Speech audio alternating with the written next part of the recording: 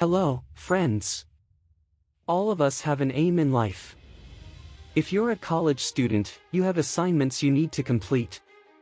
If your exams are approaching, you will promise yourself that you'll do your best to prepare for the exams, so that you can top the exam. If you are looking for a job, you want to prepare for the job. It takes no time for us to decide what we want to achieve, but then we don't really do what we ought to. There's an inherent feeling that tells you that you can do it tomorrow.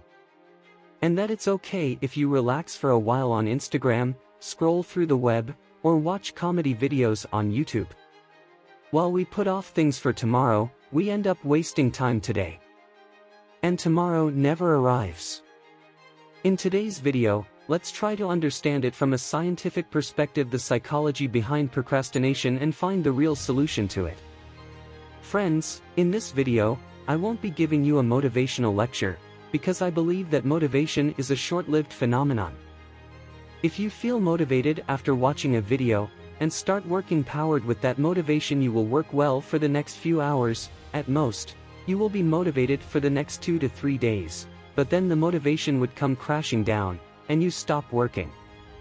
Here, we'd use science to go to the root cause of procrastination. Dr. Piers Steel is one of the leading researchers in the world on the science of motivation and procrastination. He has been studying this science for over 10 years. He believes that procrastination isn't a problem which is seen exclusively in this era.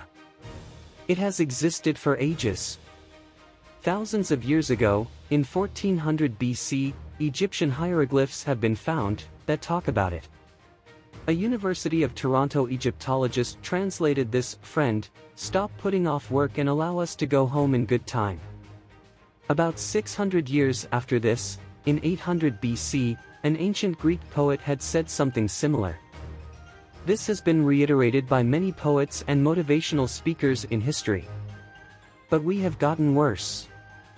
According to Dr. Steele, in the last 40 years, there has been a 300% to 400% growth in chronic procrastination. Today, half the population in the world procrastinates. They procrastinate frequently. But why do we do so?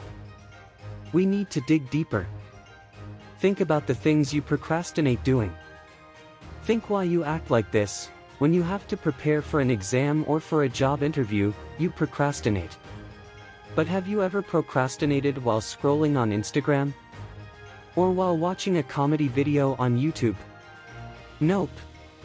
We procrastinate if it is an office project, or for exercising, or if it is something emotional, we'll procrastinate. Basically, we procrastinate when it is something important. Something that requires a lot of effort. Physical, mental, or emotional effort. We replace that task with something that is easier and more interesting for us, such as browsing on social media, or watching a film. Here, deadlines play an important role. If there is a deadline for our task, wherein we need to finish it before the deadline, we procrastinate until we reach the deadline. Suppose we have to make a presentation and submit it tomorrow. Even this morning, you'll feel like procrastinating and scrolling through Instagram. Only for 5 minutes before you begin the project. And we're very familiar with how the 5 minutes turn into 1 hour without us finding out. These websites have been designed in a way that even if you spend a little time on them, it sucks you in, and this little time turns into a long time. But even if you start working 1 hour later, you'll be hungry and start raiding your fridge, so that you can get the energy to study. But after eating, you would want to set the mood to be productive. To do so, you will start watching comedy videos on YouTube. Another hour wasted in it, and you start feeling tired, so you think that it's better to take a shower, get freshen up before starting work.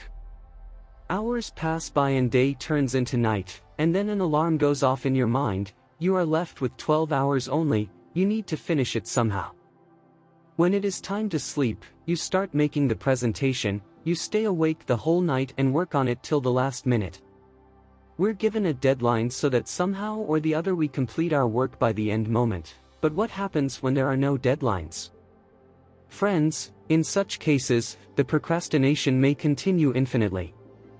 There is no end to procrastination. Wasting time in college meant that you don't get good marks, or you may not get a good job. These aren't crucial. But procrastinating later in life would mean that your life may be full of regrets.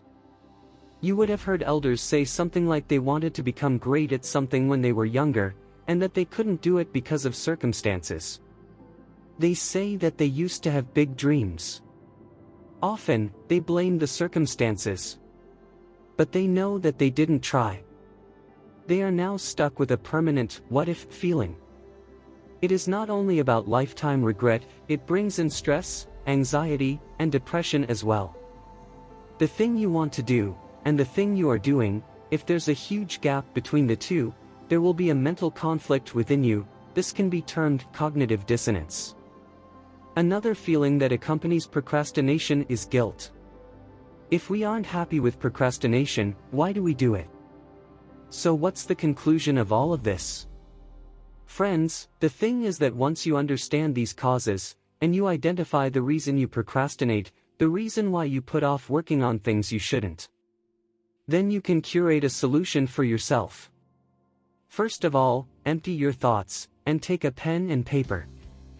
And ask yourself, why are you procrastinating? Only when you write down the cause, you will be able to find the solution to it. Identifying the problem is half the solution. If you are procrastinating at work, thinking that your task is insignificant, and your lack of motivation, then recall loss aversion. Remind yourself that not doing the task may lead to you being fired. And then think about the consequences of being jobless. If you lack motivation because even after studying hard, you know that you cannot get to the top ranks, then go do something where you are confident that you can perform well in that field of study, or something that you like a lot and where you can get good results. If you are preparing for a major exam, and the reward seems very far-fetched, or if you'll get the reward only after 2 years, then you need to divide the process into smaller steps. After each step, give yourself a small reward, so that you can get some instant gratification. If you are scared about taking an important decision, if you are afraid of failing, remember that not trying is worse than failing. We are scared of failure, because we have so much ego. We are scared that if we fail, what would the others say? For this, we need to understand that our ego is the most useless thing in life. If we are absorbed with what others say about us, if we keep building our life based on the expectations of other people, we will regret it later. I had talked about regrets earlier in this video, about the regrets people have to deal with later in their lives. Remember, you too might have to face those. In 1995, Gilovich and Medvec came up with the temporal theory of regret. According to this theory, actions may produce greater regret in the short term, but inaction will generate more regret in the long run.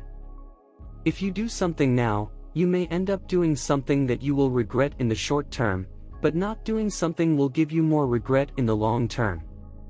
If you quit your job and follow your dream, and then fail, you will regret it less than if you had never left your job, and had never tried.